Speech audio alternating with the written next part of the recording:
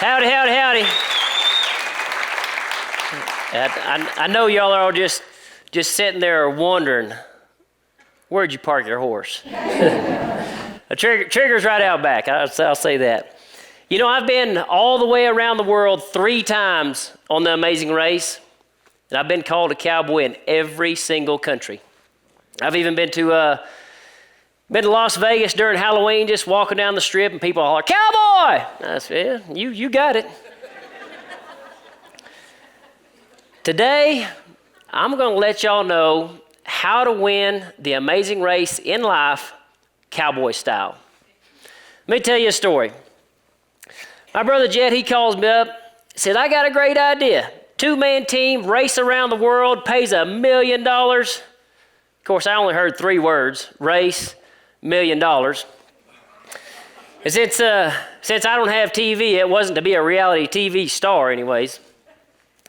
So Jet and I, we go home and we fill out a bio and we do a little 20-second video and send it in. You know, you really don't realize how country you are until you send someone in Hollywood a home video.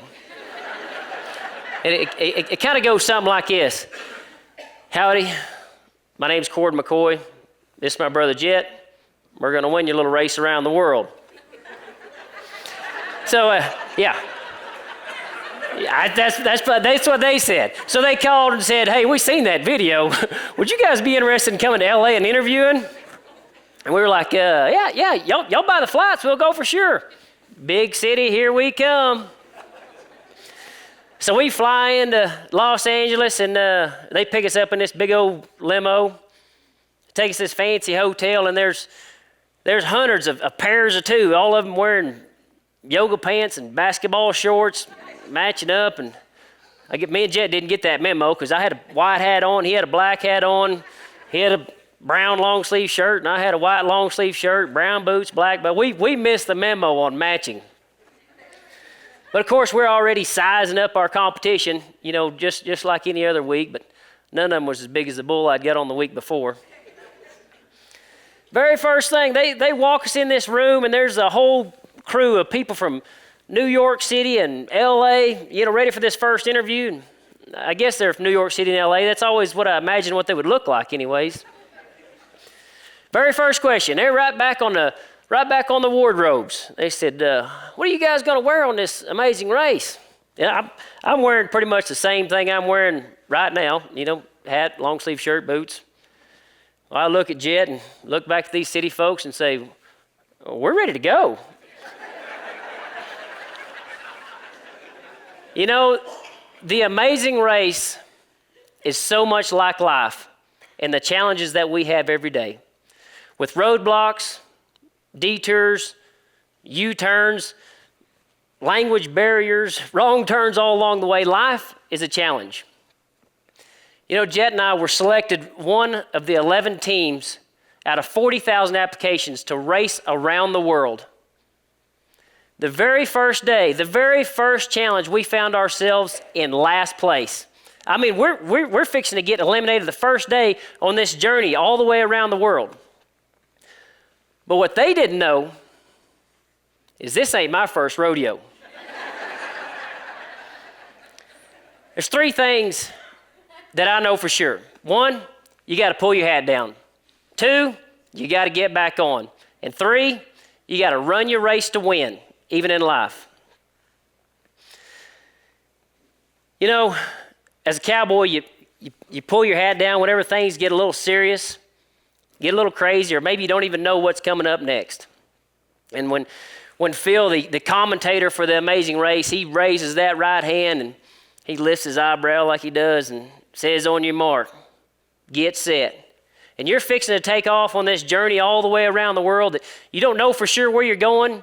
You don't know what's going to happen, the challenge is going to happen. But he says, "Get set." I pull my hat down, and it gets me in the zone from all the thousands of experiences I've had before. Because if you're riding a bucking bull or a bucking horse in the rodeo, they walk that bull up in the chute, and he stands there, and you get to actually crawl over on top of the bull and sit down. You pull your hat down tight because that's the last time that the advantage is your way, because when that gate opens, this 1,800-pound animal has a mind of its own, and the slightest mistake could be fatal. It costs you your life. You know, we pull our hats down before we even go outside, not in the middle of a blizzard. Pull your hats down no matter what, and you will be ready for the challenge. You know, everybody knows what a cowboy does when they get bucked off, right? They get back on. You know, in 2004, I was hot and heavy on the rodeo trail. I was going all over the country. It was end of September, so I'd had a long summer already. I went from Canada, Florida. Got to finish the week at my home state event there in Oklahoma City at the Oklahoma State Fair and Rodeo. I remember flying in, landing on the plane. I had to get on a bucking horse that day in the finals. But the people that were at the event had to tell me the rest of the story. I got on this bucking horse, and he jumped and kicked across the arena. Right when he got to the middle of the arena, he reared straight up in the air, and I'd lost track of the saddle, and I'd rolled out the back. And right when I was behind the horse kicked out, and the end of his hoof just struck me right in the side of the head and just crushed my skull like a Coke can. Sports medicine team runs out there, and I'm bleeding out every hole in my head. It didn't take a doctor to know it was bad. Before I'd even left the arena floor, they'd already called for an emergency surgery. I didn't know what had happened. I didn't know what was going on. I knew it was bad. And I was strapped to that board. I remember thinking one thought: God, please help me.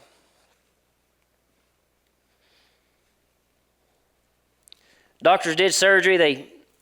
They cut my head open and just pulled the skull off my brain, and they drilled a nickel-sized hole above my left ear to relieve pressure because my brain was just swelling so much.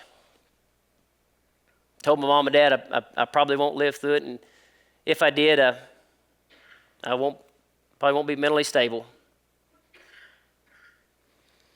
I opened my eyes 2 weeks later. First thing I seen, I wrote on the wall, my sister wrote on the whiteboard, said, "God loves you." ICU, hospital, rehab center. They come in and said, "Cord, if you get up, put your pants on, brush your teeth, we're going to let you go home." 6 months of speech therapy, physical therapy. I was a free man. I just graduated college, had no house, no job, no place to live. Moved back in with mom and dad. I felt helpless. I mean, even if I wanted to go outside, I had to pull a little bicycle helmet down, strap it on, you know, just to do anything. I did what any big old tough cowboy would do. I cried, and I cried. But that next breath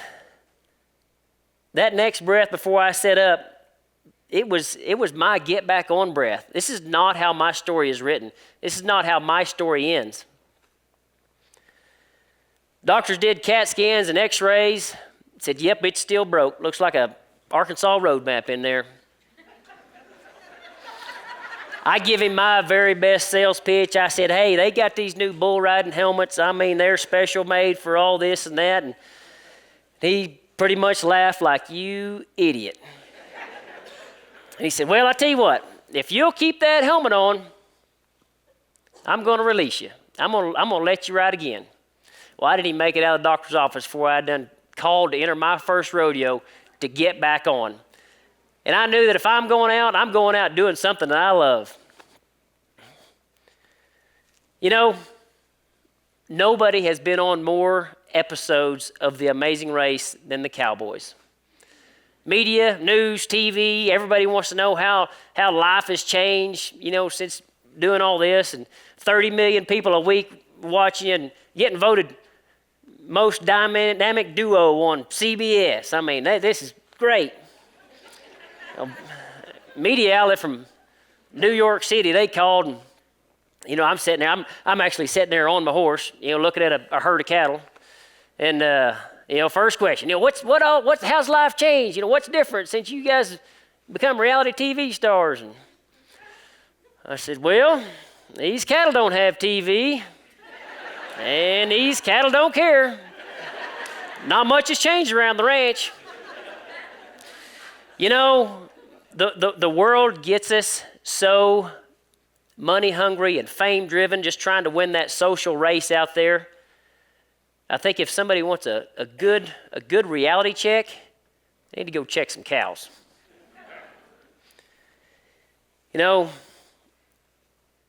The biggest thing that we get from the Amazing Race is knowing that we've already won. From the people that we know and the opportunities that we already have, how blessed we are. Even the Bible talks about racing. 1 Corinthians 9:24 says, all the runners run, but only one gets the prize, but run in such a way as to get the prize. Some final thoughts from one cowboy to another. It's tough out there. Pull your hat down. And when life bucks you off, and it will, it gets us all, you got to get back on and run the race to win, but be sure and know what you're racing for. Thank y'all.